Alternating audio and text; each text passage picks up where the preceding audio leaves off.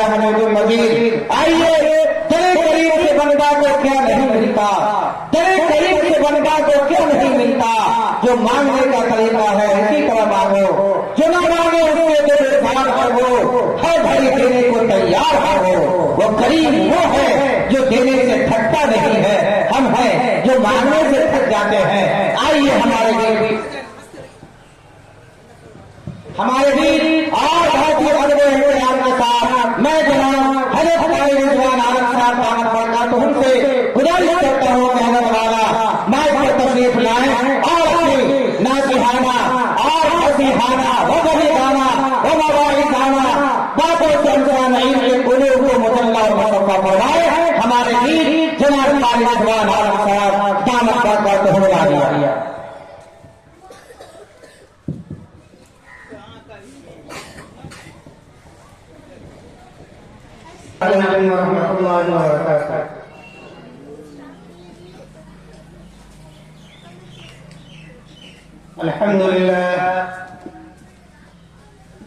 अल्हम्दुलिल्लाह नहमदुहु व नस्तईनुहु व नस्तगफिरुहु व नु'मिनु बिही व नतवक्कलु अलैहि व नऊज़ु बिल्लाहि मिन शुरूरि अनफुसिना व मिन सय्यिआति अअमालिना। मन यहदिहिल्लाहु फला मुदिल्ल लहु व मन युद्लिलहु फला हादिय लहु। ونشهد أن لا إله إلا الله وحده لا شريك له ونشهد أن سيدنا ونبينا ومولانا محمدا عبده ورسوله أرسله بالحق بشيرا ونذيرا بين يدي الساعة من يطع الله ورسوله فقد رشد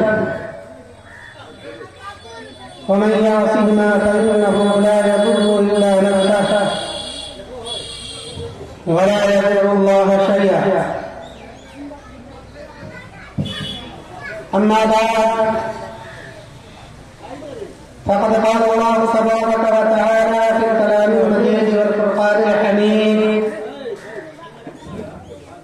أعوذ بالله من الشيطان الرجيم. بسم الله الرحمن الرحيم. إنما يعمر مساجد الله من آمن بالله واليوم الآخر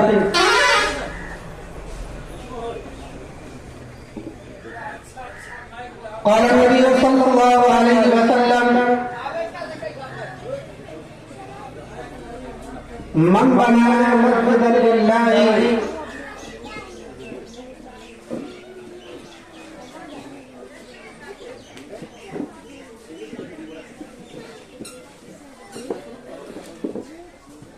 और कमा काल अलैहिस्सलातु वस्सलाम,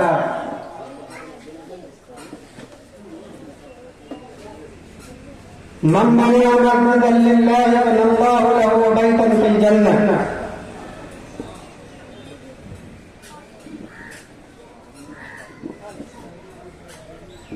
मेरे मोहतरम बुजुर्गों और दोस्तों और अजीज साथियों,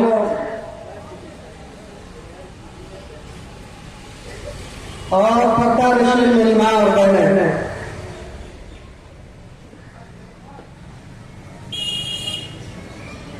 आज ये बहुत ही सुनहरा मौका है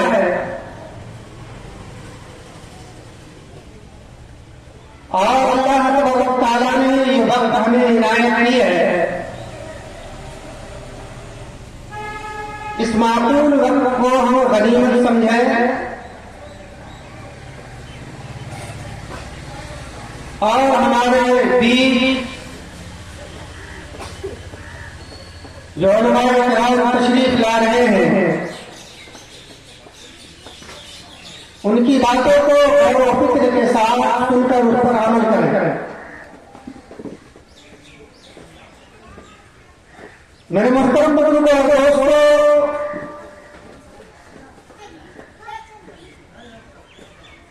आज जो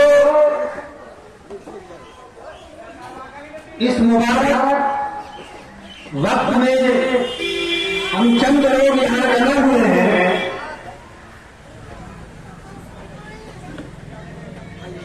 इसका मकसद है हमारे मोहल्ले की मस्जिद की छत की ढलाई का काम हो रहा है।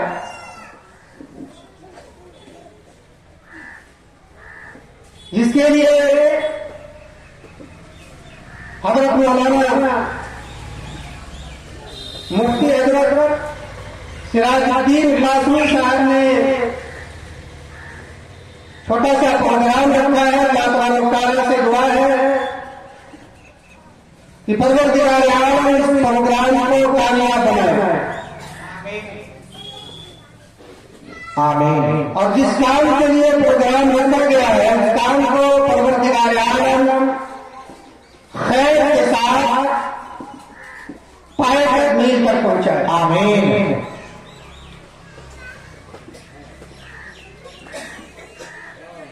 मेरे भाइयों, हम सब ये बात को ध्यान नशीं कर ले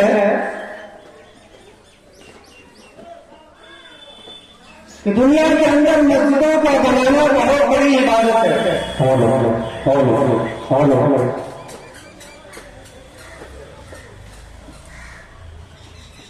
हदीस की किताबों में भी आया है, उलमा फरमाते हैं मन बना मस्जिदन लिल्लाहि बल्लाहु लहु बैतन फिल जन्नह। अल्लाह के हबीब जनाब मुहम्मद रसूलुल्लाह सल्लल्लाहु अलैहि वसल्लम ने भी इरशाद फरमाया कि जो शख्स दुनिया के अंदर मस्जिद बनवाता है अल्लाह ताला जन्नत में उसके लिए महल बनाते हैं।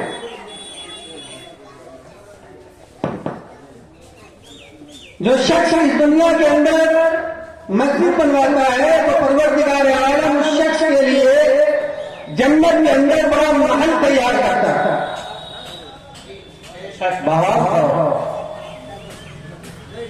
अब सवाल ये पैदा होता है कि बात बचा मस्जिदों को बनाने में बहुत सारे वक्त लगते हैं। कहीं 6 महीना लगता, कहीं 1 साल लगता, कहीं 2 साल लगते, कहीं 5 साल लगते, कहीं 10 साल लगते। तो फरमाया क्या दुनिया की मस्जिद जब मुकम्मल हो जाती है उसके बाद जन्नत में महल बनाया जाता है। और लोग फरमाते नहीं, इस दुनिया के अंदर मस्जिद बनाने में पहली चीज लगती है और मस्जिद बनवाने वाले के लिए जन्नत के अंदर महल का आखिरी ईंट लगता है। इसलिए मेरे मोहतरम दोस्तों, अल्लाह के हबीब जनाब मुहम्मद रसूलुल्लाह सल्लल्लाहु अलैहि वसल्लम ने इरशाद फरमाया कि दुनिया की मस्जिदें, जितनी भी दुनिया के अंदर मस्जिदें हैं, ये तमाम की तमाम मस्जिदें काबा की बेटियां हैं। बनाकर काबा कहा गया है मस्जिदों को। दुनिया की तमाम मस्जिदों को बनाकर काबा यानी काबा की बेटियां हैं ये मस्जिद।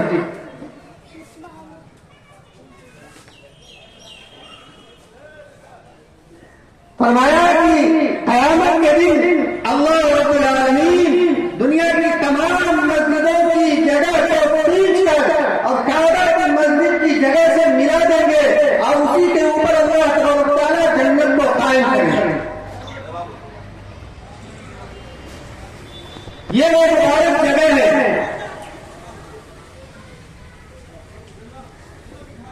इन्हीं तमाम जगहों को खींच के रब्बुल आलमीन काबा की मस्जिद की जमीन से मिलाएगा और उस जमीन के ऊपर अल्लाह रब्बुल आलमीन जन्नत को कायम फरमाएंगे। तो बड़े खुशकिस्मत है वो लोग जो इस दुनिया के अंदर मस्जिदों के अंदर जमीन दिया करते हैं, मस्जिदों में जमीन को वक्फ दिया करते हैं, मस्जिदों में पैसे दिया करते हैं, मस्जिदों की इमदाद किया करते हैं, मस्जिदों को आबाद किया करते हैं, मस्जिदों में झाड़ू लगाया करते हैं, मस्जिदों में नमाज पढ़ते हैं, मस्जिदों में नमाज पढ़ाते हैं। ये बड़े खुशकिस्मत हैं वो लोग मेरे मोहतरम दोस्तों। इसलिए अल्लाह फरमाया करते हैं कि मस्जिदों से लगाव रखो, मस्जिदों को आबाद रखो, मस्जिदों से मोहब्बत रखो, मस्जिदों को साफ सुथरा रखा करो। और एक और बात मैं बताता चलूं आपको, जब क़यामत का दिन होगा परवरदिगार आलम काबा को पर अता फरमाएंगे।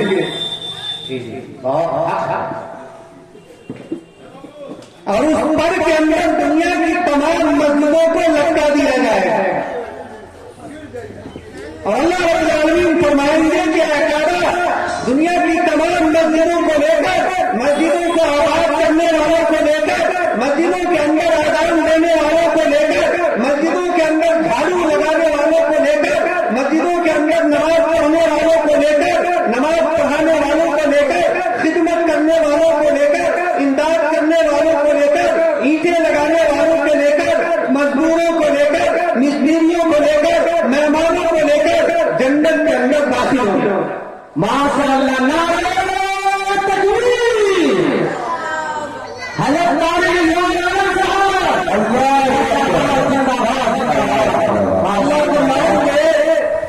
इन तमाम लोगों को लेकर तुम जन्नत के अंदर दाखिल हो जाओ। इसीलिए कि इन्होंने दुनिया के अंदर मस्जिदों में खिदमत की है, नमाज़ें पढ़ाई है, नमाज़ें पढ़ी है, झाड़ू लगाया है और उसको साफ सुथरा रखा है, उसका ख्याल रखा है, मस्जिदों का इमदाद किया है, चटाइयां बिछाई है, कालीन बिछाई है, साफ सुथरा रखने का ख्याल किया है। इसलिए इन तमाम लोगों को लेकर जन्नत के अंदर दाखिल हो। उलमा फरमाते हैं कि जो मस्जिदें काबा की पर से लटकी हुई होंगी उसमें से एक मस्जिद की रोने की आवाज आए,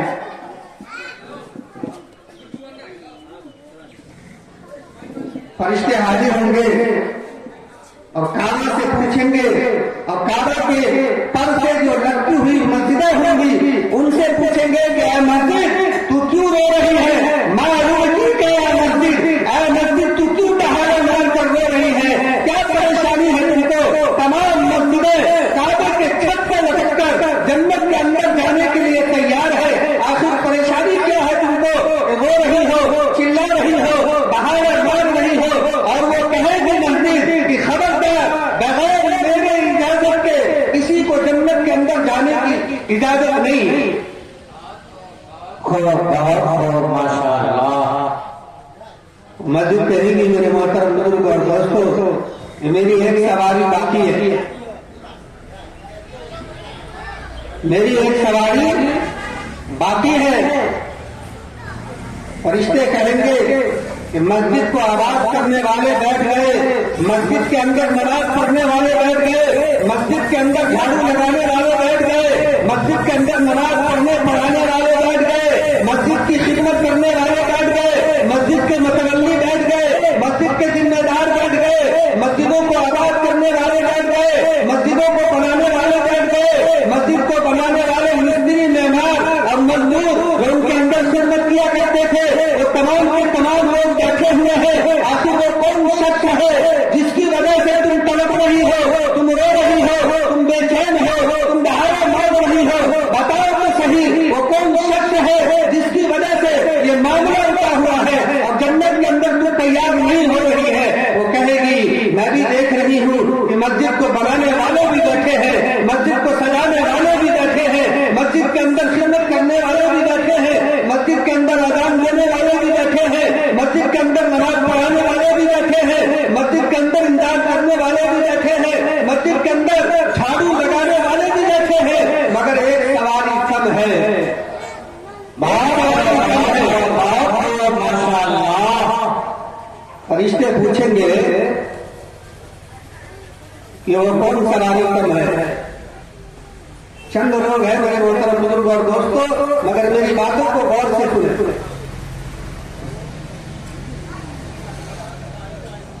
वो मस्जिद कहेगी कि जब मेरी तामीर हो रही थी, मेरी बुनियाद रखी जा रही थी,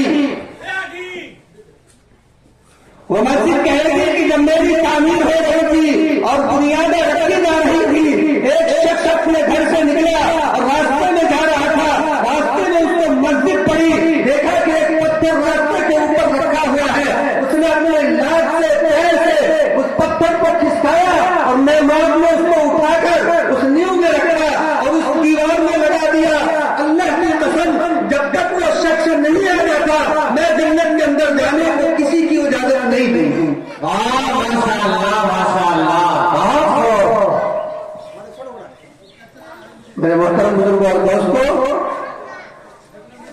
मस्जिद उस आदमी की जिसने अपने पैर से पत्थर को सरकाया था और मैदान में उसको उठाकर दीवार में लगाया था, उस शख्स का नाम नहीं बताएगी, उसके वालिद का नाम नहीं बताएगी, उसके खानदान वालों का नाम बताएगी, उसके दादा का नाम बताएगी, परदादा का नाम बताएगी, पूरे खानदान का नाम बताते हुए हजरत आदम अलैहिस्सलाम तक पहुंचेगी।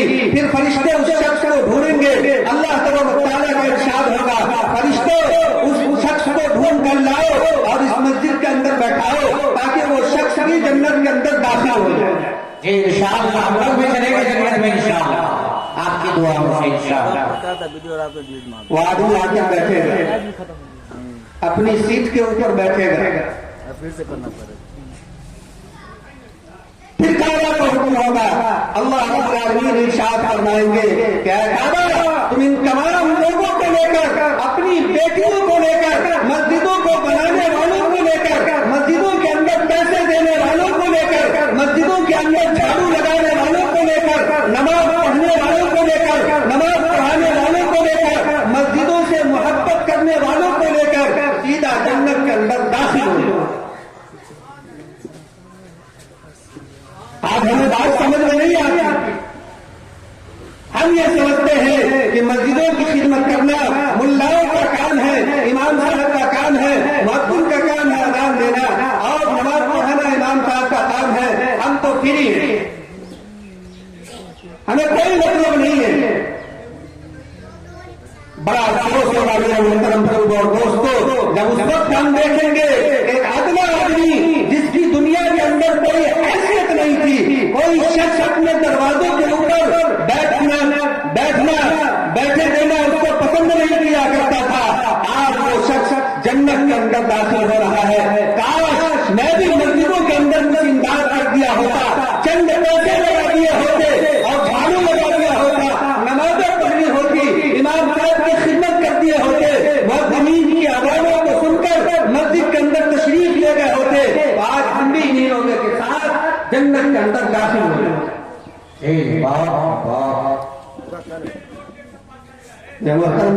दोस्तों, एक और बात मैं बताता चलूं, आज तक हम दुनिया के अंदर मस्जिदों को बनाते हैं, अपना घर बनाते हैं या मस्जिद को बनाते हैं, हमारा मेहमान, हमारा मिस्त्री कहीं और से आता है, कहीं बनारस से आता है, कहीं कानपुर से आता है, कहीं लखनऊ से आता है, कहीं इलाहाबाद से आता है, कहीं दरभंगा से आता है, कहीं पटना से आता है।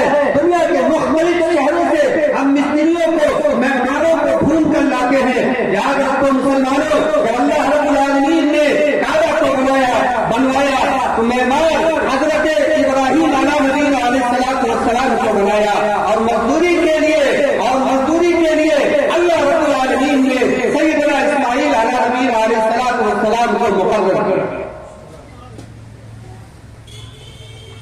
कितनी खुशकिस्मत जगह है वो जिसको हजरत इब्राहीम अलैहिस्सलाम ने अपने मुबारक हाथों से बनाया होगा। वो कितनी कीमती जगह होगी, अल्लाह की कसम।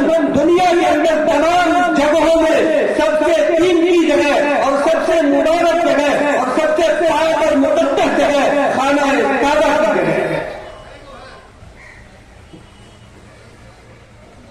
आगे चलिए, सबसे पहले हजरत आदम अलैहिस्सलाम ने काबा की तामीर की, साथ में हजरत जिब्राईल अलैहिस्सलाम तशरीफ लाए।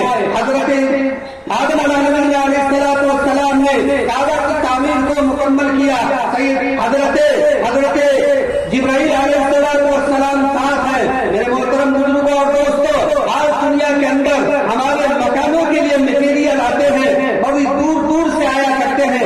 पत्थर जब हम मंगवाते हैं तो राजस्थान से मंगवाते हैं, और तमाम चीजें दूर दूर के शहरों से मंगवाते हैं, दुनिया के मुख्तलिफ जगहों को मंगवाते हैं। अल्लाह रब्बुल आलमीन ने जब काबा को तामीर किया और काबा को तामीर करने की इरादा किया तो परवरदिगार आलम ने उसका मटेरियल और उसका जो सामान वो जन्नत से भेजा है, वो जन्नत से आया है, जन्नत के सामान लगे हैं, जन्नत के मटेरियल लगे हुए हैं काबा के अंदर। हजरत आदम अलैहिस्सलाम ने सबसे पहले उसकी तामीर की, साथ में हजरत जिब्राइल अलैहिस्सलाम तशरीफ लाए, काबा मुकम्मल हो गया, काम मुकम्मल हो गया, थोड़ा सा मटेरियल बच गया।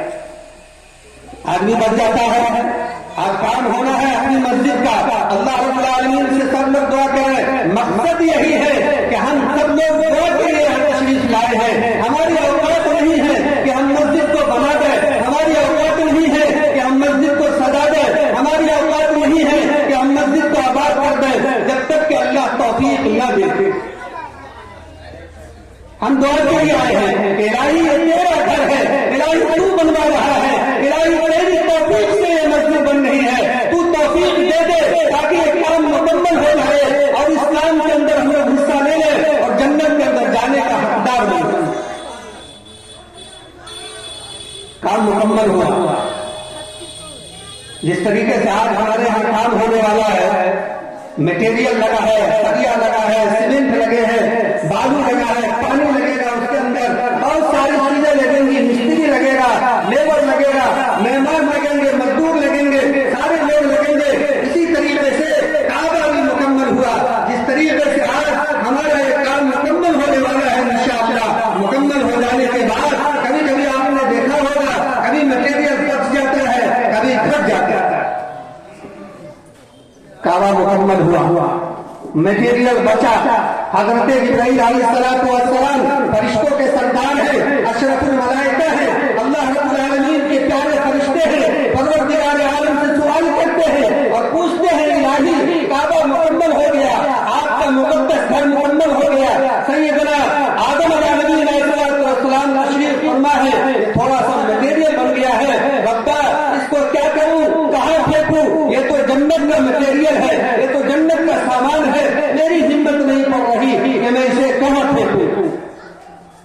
अल्लाह ने फरमाया कि जिब्राइल वो जो मटेरियल बचा है इसको लेकर काबे की छत पर तशरीफ ले जाओ, काबे की छत पर चढ़ जाओ। हज़रत जिब्राइल अलैहिस्सलाम काबे में बचा हुआ मटेरियल को लेकर काबे के छत पर चढ़ते हैं। अल्लाह रब्बुल आलमीन इरशाद फरमाता है, जिब्राइल इस काबे से बचे हुए मटेरियल को फेंक दे दुनिया के अंदर, फेंकना तुम्हारा काम है और दुनिया के कोनों कोनों के अंदर इसके ज़र्रात को पहुंचाना मेरा काम है। चुनांचे हज़रत जिब्राइल अलैहिस्सलाम उस मटेरियल को काबे के छत पर चढ़कर फेंक रहे हैं और अल्लाह रब्बुल आलमीन दुनिया के कोनों कोनों में उसके ज़र्रात को पहुंचाते हैं। अल्लाह की कसम, हज़रत जिब्राइल अलैहिस्सलाम को अल्लाह ने फरमाया, जिब्राइल जब ये ज़र्रात दुनिया के कोनों कोनों में जहां जहां पहुंचेंगे वहां वहां मस्जिदें उठेंगी। माशाअल्लाह, नारे तकबीर, नारे तकबीर, अल्लाहू अकबर।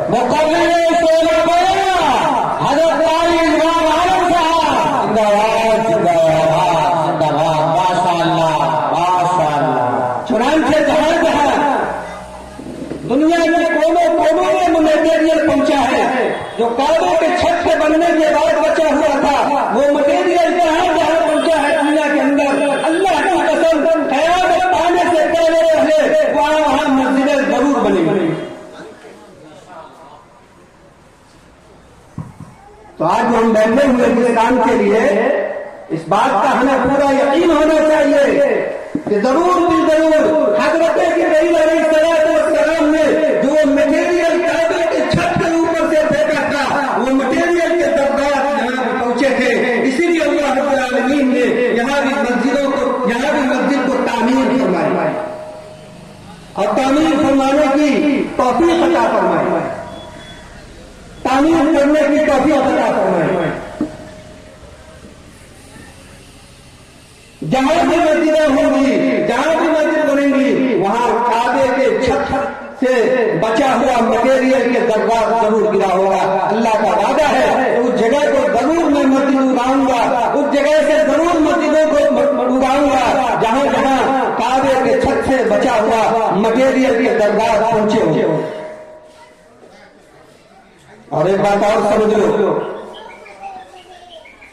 आज इस दुनिया के अंदर किसी ने मस्जिद के अंदर 10 रुपए दिए होंगे, किसी ने 5 रुपए दिए होंगे, किसी ने 2 रुपए दिए होंगे, किसी के पास पैसे नहीं होंगे, उसने अपनी जान लगाई होगी, मेहनत की होगी और पसीने बहाए होंगे मस्जिद की मोहब्बत में, अल्लाह उसकी रसूल की मोहब्बत में उसने काम किया होगा मस्जिद के अंदर, वहां इमदाद की होगी मस्जिद के अंदर, जिसको जितनी तौफीक अल्लाह ने दी है अपने हिसाब से मस्जिद के अंदर पैसे दिए होंगे, जान लगाई होगी, माल लगाया होगा, बच्चों को लगवाए होंगे, जिसने इस दुनिया के अंदर मस्जिदों की खिदमत की है और करता रहेगा क़यामत तक। अल्लाह की कसम, अल्लाह रब्बुल आलमीन फरमाते हैं कि मैदान बरज़ख में, बरज़ख के अंदर अल्लाह रब्बुल आलमीन उन मस्जिदों की आवाज़ों को, उसको मरने के बाद उस बरज़ख के अंदर उस मस्जिदों की आज़ानों को उस इंसानों को सुनाता है जिसने इस दुनिया के अंदर मस्जिदों की खिदमत की। माशाअल्लाह, आज हम इस दुनिया के अंदर से चले जाएंगे, मस्जिद के अंदर कुछ काम किए होंगे, मस्जिद के अंदर कुछ पैसे दिए होंगे, मस्जिद के अंदर कुछ अनाज दिए होंगे, मस्जिद के अंदर कुछ जेवरात दिए होंगे, मस्जिद के अंदर कुछ मेहनत कर दिए होंगे, मस्जिद के अंदर एक ईंट लगा दिए होंगे, मस्जिद के अंदर थोड़ा सा मसाला बना दिए होंगे, मस्जिद के अंदर थोड़ी सी बात करती होगी, मस्जिद की थोड़ी सी सफाई करती होगी। खास करके कोई भी मस्जिद की खिदमत करने वाला जब इस दुनिया के अंदर जाएगा और आलम बरज़ख में पहुंचेगा, वो वहां पर मीठी नींद सो रहा होगा। और जब जब इस दुनिया के अंदर मस्जिदों के अंदर अजान होगी, जिस मस्जिद के अंदर उसने खिदमत की थी, अल्लाह रब्बुल आलमीन उस अजान को उस मरने वालों को सुनाएगा और फख्र के साथ कहेगा कि मेरा बंदा, जिस मस्जिद में तूने अजान दी थी, जिस मस्जिद के अंदर तूने नमाज़ें पढ़ी थी, जिस मस्जिद के अंदर तुमने पैसे दिए थे, जिस मस्जिद के अंदर तुमने झाड़ू लगाया था, जिस मस्जिद के अंदर तुमने मेहनत की थी, जिस मस्जिद के अंदर तुमने मजदूरी की थी, देखो देखो उसी मस्जिद के अंदर ये अजान हो रही है जो तुमको सुनाया गया। मेरे मोहतरम बुजुर्ग और दोस्तों, अल्लाह रब्बुल आलमीन से दुआ है कि परवरदिगार आलम हम तमाम लोगों को कहने सुनने से ज्यादा अमल की तौफीक अता फरमाए और हमारे जो उलमा किराम आने वाले, तशरीफ लाने वाले हैं, उनकी बातों पर अमल करने की तौफीक अता फरमाए। आखिर में ये कहूंगा कि अल्लाह रब्बुल आलमीन से दुआ है कि इलाही हजरत मौलाना सिराजुद्दीन साहब कासमी को लंबी उम्र दे, ताकि इस तरीके की खिदमत अंजाम देते रहे और मेहनत करते हैं।